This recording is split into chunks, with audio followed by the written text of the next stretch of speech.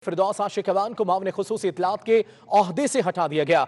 शिबली फराज वजीर इतलात के ओहदे पर तैनात कर दिए गए। सलीम बाजवा वजीर आजम के मामले खुसूसी इतलात तैनात कर दिए गए हैं। अहम खबर है कि फिरदौस आशिक अवान को मामले खुसूसी इतलात के ओहदे से हटा दिया गया है। शिबली फराज वजीर इतलात के ओहदे पर तैनात कर दिए गए हैं, जबकि आसिम सलीम बाजवा वजीर आजम के मामले खुसूसी इतलात तैनात कर दिए गए हैं। फिरदौस आशिक अवान को मामले खुसूसी इतलात के ओहदे से हटा दिया गया है। शिबली फराज वजीर इतलात के ओहदे पर तैनात कर दिए गए हैं, जबकि आसिम सलीम बाजवा वजीर आजम के मामले खुसूसी इतलात तैनात कर दिए गए हैं। इसी पर बात करेंगे। Deputy bureau chief Irfan Malik हमारे साथ है। इरफान, यकीनन अहम खबर है, तफसीलात क्या है? जी बिल्कुल, देखिए बड़ी अहम खबर है कि आज वजीर आजम ने अपनी टीम में कुछ मजीद रद्दोबदल किया है। सेनेटर शिबली फराज जो कि कायदे-ए-वान सेनेट थे, उनको वफाकी वजीर इतलात और नशरियात बना दिया गया है, जबकि इसके साथ साथ लेफ्टिनेंट जनरल आसिम सलीम जो कि साबिक DGI SPRB है और इस वक्त CPEC अथॉरिटी के चेयरमैन हैं, उनको वजीर आजम को मुआवने खुसूसी बराए इतलात लगा दिया गया है। हुकूमती हल्कों के मुताबिक फिरदौस आशिक अवान हुकूमती बयानिया दुरुस्त तरीके से अवाम तक नहीं पहुंचा दी थी और वजीर आजम इमरान खान उनसे नाला थे। कुछ शिकायत भी थी इंफॉर्मेशन मिनिस्ट्री से उनके हवाले से, जिस पर एक्शन लेते हुए आज वजीर आजम ने इकदाम किया और ये नई तकर्रियां की हैं।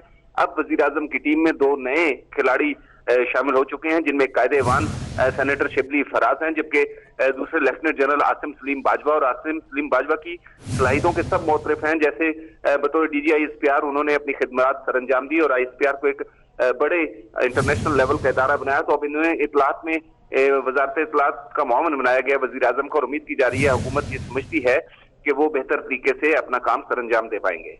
जी ठीक है, इरफान मलिक हमारे साथ ही रहेगा। अपने नाज़रीन को अहम खबर देते चलें। फिरदौस आशिक अवान को मामले खुसूसी इतलात के ओहदे से हटा दिया गया है, जबकि शिबली फराज वजीर इतलात के ओहदे पर तैनात कर दिए गए हैं। आसिम सलीम बाजवा वजीर आजम के मामले खुसूसी इतलात तैनात कर दिए गए हैं। इरफान, अब बताइएगा कि बाकायदा तौर पर नोटिफिकेशन इसका जारी कर दिया गया है क्या? जी बिल्कुल, दोनों नोटिफिकेशन जारी कर दिए गए और नोटिफिकेशन के हवाले से एक अहम बात आपको बताता चलूं कि मुआवने खुसूसी lieutenant general retired Asim Saleem Bajwa को एजाजी हैसियत में ये ओहदा दिया गया है। उन्हें इस ओहदे पर काम करने के, वजीर आजम के मुआवने खुसूसी ओहदे पर काम करने के किसी किस्म की कोई तनख्वाह या बेनिफिट नहीं मिलेंगे। इससे ये जाहिर होता है कि वो अपने CPEC की जो उनकी जिम्मेदारियां उनको साथ साथ अदा करते रहेंगे और मुआवने खुसूसी की जो जिम्मेदारियां हैं वो एजाजी हैसियत में सरअंजाम देंगे। इन दोनों नई तैनातियों का नोटिफिकेशन जारी हो चुका है। फिरदौस आशिक अवान को उनके ओहदे से हटाने का नोटिफिकेशन भी बाकायदा तौर पर जारी कर दिया गया है। तो इरफान, कोई अब तक की कोई ताजा तरीन ये खबर कि किसी किस्म की कोई प्रेस कॉन्फ्रेंस इस हवाले से सामने आएगी? देखिए, अभी तक ऐसा कोई फैसला नहीं हुआ कि प्रेस कॉन्फ्रेंस में ये चीजें सामने आए, लेकिन जो नोटिफिकेशन थे उनके जरिए जो फैसले थे उन पर अमल दरामद कर दिया गया है और अब फिरदौस आशिक अवान अपने ओहदे पर नहीं रही, नई तकर्रियां हो चुकी हैं। अब प्रेस कॉन्फ्रेंस अगर होती है तो जैसे मुआवने इतलात रोज करती थी, मीडिया से बातचीत करती थी या हुकूमती बयानियां पेश करती थी, वो जरूर हो सकता है, लेकिन इन तकर्रियों के हवाले से, इन तब्दीलियों के हवाले से कोई प्रेस कॉन्फ्रेंस मुतवक्को नहीं है। तो फिरदौस आशिक अवान साहिबा हैं, इन्हें किसी और ओहदे के हवाले से भी कोई बात सामने आई है? देखिए, फिलवक्त तो हुकूमत की तरफ से वाज़ेह इतलात नहीं आ रही कि उनको हटाया क्यों गया। हुकूमत की तरफ से ठोस मौक़िफ़ सामने नहीं आया। जो ज़राए से इतलात है वो यही है कि वज़ीर आज़म ही उनसे नाराज थे और उनकी वजारत के हवाले से भी शिकायत थी। अगर ये दोनों बातें दुरुस्त तस्लीम कर ली जाएं तो यकीनन वज़ीर आज़म दोबारा उन्हें इस ओहदे पर नहीं लगाएंगे, लेकिन अभी तक हुकूमत की तरफ से दो टोक या वाज़ेह मौक़िफ़ सामने नहीं आया कि फिरदौस आशिक अवान ने आया ऐसा क्या किया कि अचानक ही उन्हें उनके ओहदे से हटाकर नई तकर्रियां कर दी गई, और क्या वजारत इतलात की कारकर्दगी से हुकूमत मुतमईन नहीं थी कि उसमें वफाकी वज़ीर भी लगा दिए गए। इरफान मलिक, आप हमारे साथ ही रहिएगा। सीनियर तजियाकार नवीद चौधरी सामने हमें ज्वाइन किया है। नवीद चौधरी साहब, बहुत शुक्रिया आपके वक्त का। सर, वजीर आजम ने अपनी टीम में एक अहम तब्दीली की है, कैसे देखते हैं इस तब्दीली को? सर आप। बहुत शुक्रिया, बहुत अहम तब्दीली है हर लिहाज से।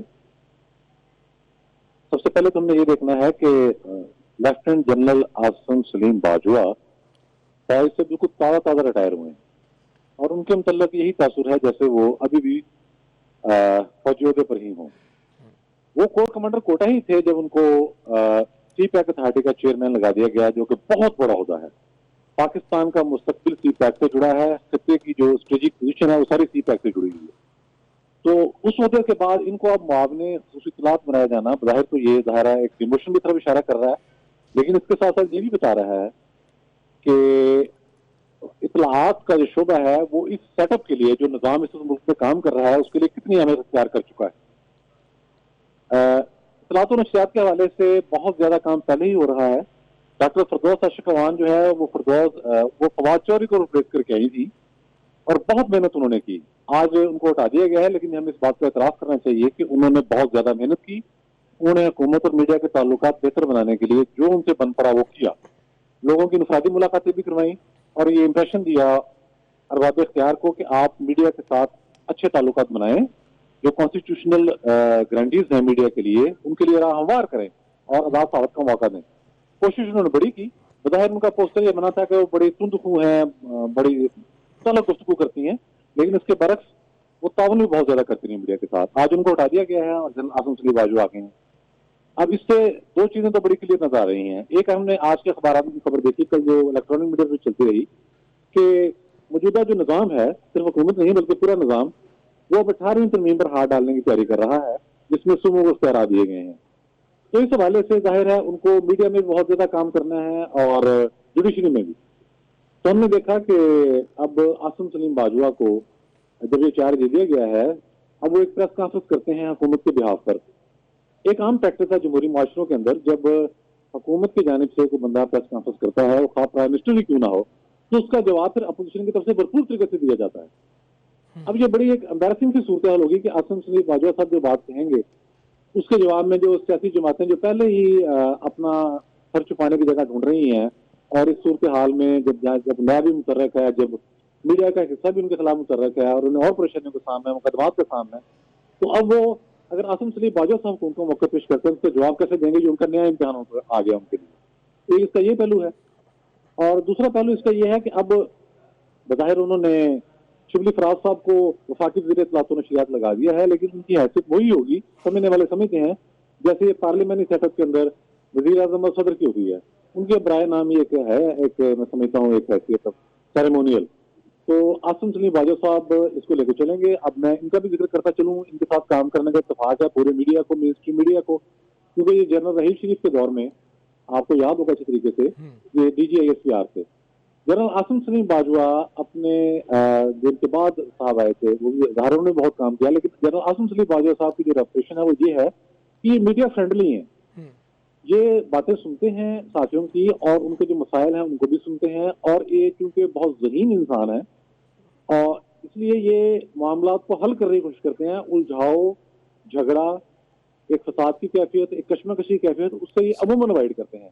तो ये भी इनका भी इम्तिहान है। एक तरफ अपोजिशन सियासी जमातों का इम्तिहान है, एक तरफ पूरी मीडिया इंडस्ट्री जो बहुत ही उसके जो हालात कार हैं वो बहुत ज्यादा नाजुक हो चुके हैं, दिन ब दिन उन पर बोझ बढ़ता जा रहा है, उनका भी इम्तिहान है और सियासी जमातों का इम्तिहान है। तो ये सबके लिए एक चैलेंज आ गया है, लेकिन इससे निजाम का ये इरादा वादे हो गया कि वो अब चीजों पर बहुत तेजी के साथ अपनी गिरफ्त सख्त करते हुए जो जो उनके जहन में है, 18वीं तरमीम का मामला है, NSC वार्ड का मामला है, उस हवाले से वो मजीद कदम उठाने वाले हैं। ठीक है, ये नया चैलेंज है। इस नए चैलेंज के हवाले से हमें ज्वाइन किया है सीनियर तज्जियाकार सलीम बुखारी साहब ने, उनसे बात करेंगे। सलीम बुखारी साहब, कैसे इस चैलेंज को देखते हैं जो नई तब्दीली की गई है इमरान खान ने अपनी काबीना में? देखिए, बहुत शुक्रिया आपका। पहली बात तो ये है कि काफी हद तक नवीद चौधरी साहब ने इसको सम अप कर दिया है। कुछ बातें मैं अर्ज कर देता हूँ। पहली बात तो ये कि मेरे ख्याल से इमरान खान साहब ने को अगर ढंग का काम किया है जब से वो हुकूमत में आए, तो वो यही है कि ये फिरदौस आशिक अवान से खुद भी निजात हासिल कर ली और मीडिया को भी निजात हासिल कर हो गई है। इसलिए जी सलीम बुखारी साहब, जी जी जी आ रही है आवाज आपकी। मैं ये अर्ज कर रहा था कि ये पहला ढंग का काम है इमरान खान साहब ने जो किया है, इसलिए कि आशिक अवान साहबा ने जो मीडिया के ताल्लुकात इस वक्त हुकूमत के साथ करवा दिए हुए हैं, ये पूरी तारीख में इसकी कोई मिसाल आपको नहीं मिलती है। ना वो मीडिया फ्रेंडली थी, ना ही वो PTI फ्रेंडली थी, इसलिए कि PTI से वैसे तो उनका कोई ताल्लुक ही नहीं था, वो पीपल्स पार्टी की लीडर रही हैं। और आने के बाद वो जिस तरह से इस ग्रुप बंदी में PTI के अंदर जो फसाद बरपा है उसका वो हिस्सा बनी है, इसलिए मेरे ख्याल से जरूरी था कि उनको उनके इस ओहदे से हटा दिया जाए। और अब चूंकि बहुत सारे दीगर चैलेंजेस जो हैं वो PTI को दरपेश हैं, कहीं शुगर और आटे का क्राइसिस का स्कैंडल है, कहीं एक बिजली चोरी का, IPPs का नया स्कैंडल आ गया है, फिर 18वीं तरमीम का एक नई दरफुतनी छोड़ दी गई है जो 2 साल से चल रही थी आहिस्ता आहिस्ता, और जहाँ से ये ओरिजिनेट हुई है वो तो लोगों को बहुत जल्द पता चल जाएगा। तो ये सारे चैलेंजेस जो हैं, इसके लिए एक ऐसा फर्द होना चाहिए था मीडिया के अंदर, जो मीडिया और हुकूमत के बीच जो मुखासमत है उसको ना सिर्फ कम कर सके बल्कि ख़त्म कर सके, ताकि एक जमहूरियत के तहत जो मुल्क चलाया जाना है उसमें media as a 4th pillar of the state अपना रोल अदा कर सके। लेकिन बदकिस्मती की बात यह है कि ये 2 साल गुजरे हैं, हालांकि ठीक है, यानी इस इकदाम को अब अच्छा फैसला समझते हैं। बहुत शुक्रिया सलीम बुखारी साहब, हमारे साथ नवीद चौधरी साहब हमने ज्वाइन किया, deputy bureau chief Irfan Malik हमें अपडेट कर रहे थे तमाम तर सूरत हाल से। आप सबका बहुत शुक्रिया।